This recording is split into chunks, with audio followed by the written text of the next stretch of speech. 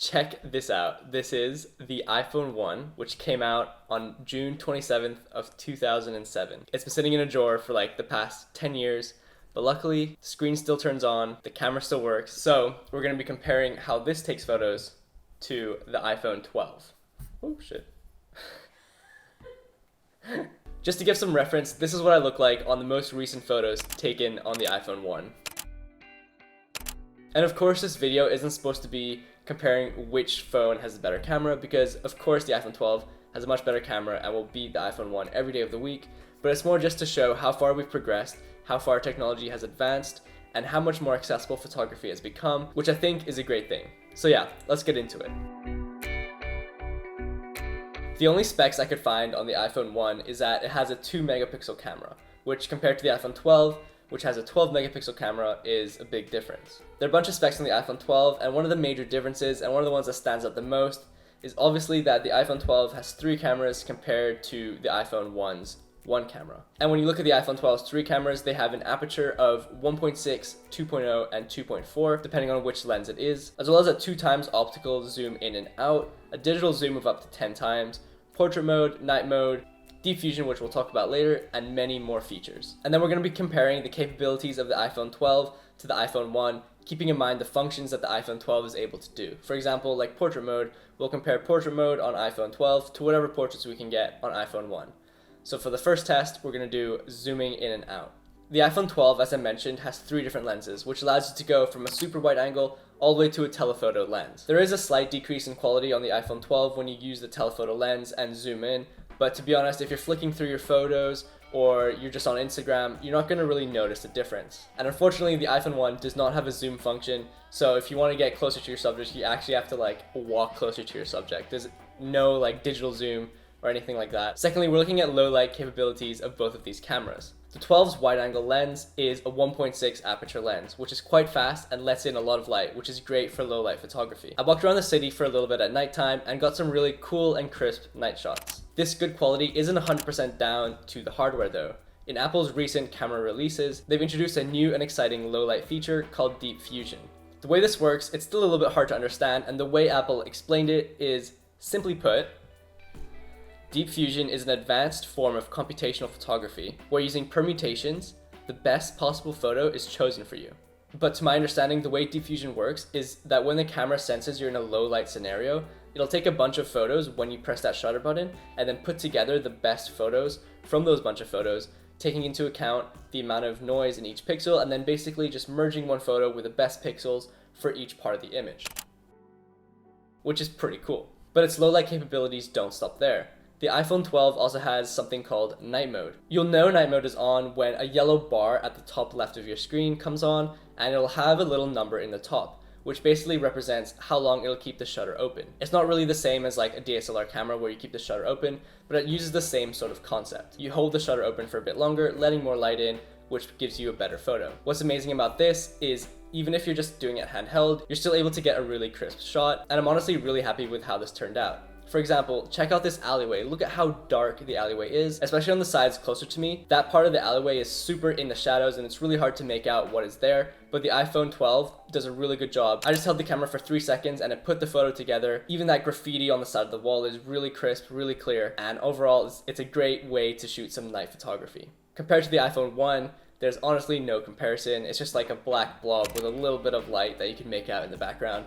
But honestly, there's no point even comparing these two. The software and the hardware is just completely different, and it's just amazing what you can do on your iPhone 12 right now. I also wanted to quickly see how the close-up shots for both of these cameras would work. As you can see, obviously it's a lot better on the iPhone 12, and that's mainly due to the 1.6 aperture lens, which if you get close enough to your subject will actually allow you to get some real bokeh in the background of your image.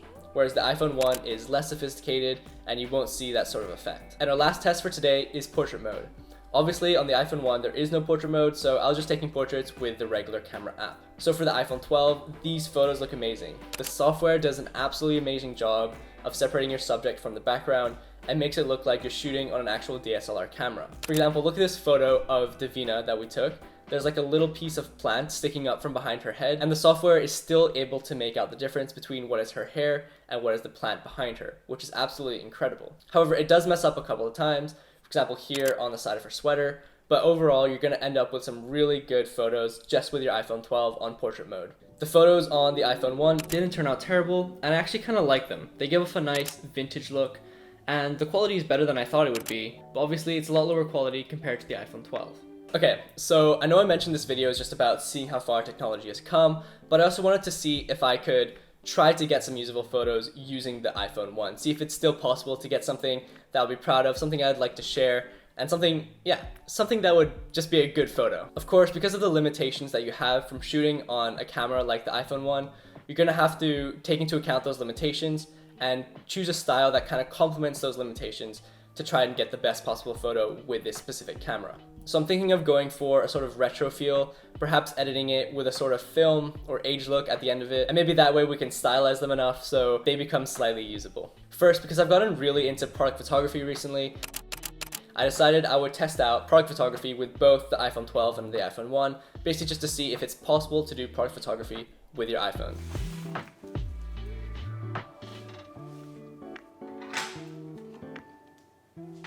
I set up a nice pink backdrop with 2 sheets of pink paper. Then I cut a pineapple in half and dug out a little holder for the Malibu can to sit in, and then placed both pieces of pineapple on the pink set, including the can of Malibu. And to give it a little more flair, I placed a Godox RGB light behind the main subject, just to backlight it a little bit. And with this, I don't like how it turned out with the iPhone 1, and that's mainly due to the fact that it's a more modern setup and doesn't really suit the limitations that comes with shooting on the iPhone 1. However, shooting on the iPhone 12, these photos did turn out quite well, and just for a little comparison, I did shoot this on the DSLR as well, and you tell me. In my opinion, I think the DSLR one looks the best, but the photos from the iPhone 12 almost stack up against the DSLR's photos. So the next shoot, I met up with my friend Divina, and we went to her rooftop to try and shoot some photos. The problem with this shoot was that we were only able to go up around noon, and therefore the light was super harsh and it was hard to get good quality photos, but nonetheless, we still tried it and we still managed to get some usable photos. We tried to go for a sort of 70s look, so we went through her cupboard, her jewelry, and picked out a blue sweater with beige pants and a scarf. And with the scarf, we were trying to go for a sort of Audrey Hepburn style look, and I don't know, I definitely think she pulled it off. So first, let's go through the iPhone 1. Shooting with this in the sunlight was very tricky because of the harsh shadows that you get with shooting in the middle of the day. And also because of the screen on the iPhone 1, it's hard to see with the harsh sunlight, so it was hard to make out what I was actually taking a photo of. Also, I'm not sure why I did this, but there was some weird warping when I took some of the photos. I think it's just a stabilization software within the phone trying to stabilize the photo, but it just, it was a bit of weird warping every now and again. So those photos definitely become unusable. Nonetheless, it was super fun. And I think the best kind of photos that we got from this shoot was when the poses didn't look too posed or didn't look too staged. And you get some more candid shots. I think that generally goes better with like a 70s look. Also, you can tell from the photos, I added a sort of aged look. I did that by adding a crumpled piece of paper overlay on top and changing the blend mode to multiply. And then I added a bit of dust and scratches with the blend mode set to screen. I then erased around her face so there would be no dust marks covering her face. And that was it. I think these edits definitely help enhance the photos because if you purposefully add these sort of mistakes, these crumples of the paper, these dust and scratches, it sort of makes it so that whatever errors comes from the iPhone 1 sort of seems like it's purposeful, almost to the point where it's artistic. Now, getting back into the iPhone 12 was like a breath of fresh air. So much easier to see what I was taking a photo of firstly, but then also so much easier to expose and get everything in the correct exposure because of the incredible dynamic range that the iPhone 12 has. For example, look at this shot here. Her face is perfectly exposed and the sky behind her is also perfectly exposed. There's no parts of the image which is blown out, which is absolutely incredible. And you also get some nice details in the shadows on the bridge below, which is also incredible considering it was shot in the middle of the day on an iPhone. Crazy. For the shots for the iPhone 12, I also did like the candid approach to a lot of these photos. However, if I did want to stage some photos and do some pre-planned poses, I was able to do that as well. But I think with this style, with this 70s look, it's definitely a lot more successful when you capture those candid poses. There was one shot that I took with a wide-angle lens that I thought would look really good with that crumpled paper effect, so I added it and I definitely was not disappointed. Overall, shooting with these two iPhones was super fun to do. It was definitely a challenge shooting with the iPhone 1 and shooting with the iPhone 12. It's just an amazing camera that you can carry with you wherever you are. However, if I was going to like a planned shoot, I would definitely prefer to still use my DSLR camera just because there's so much more you can do on a DSLR camera than you can do on an iPhone 12.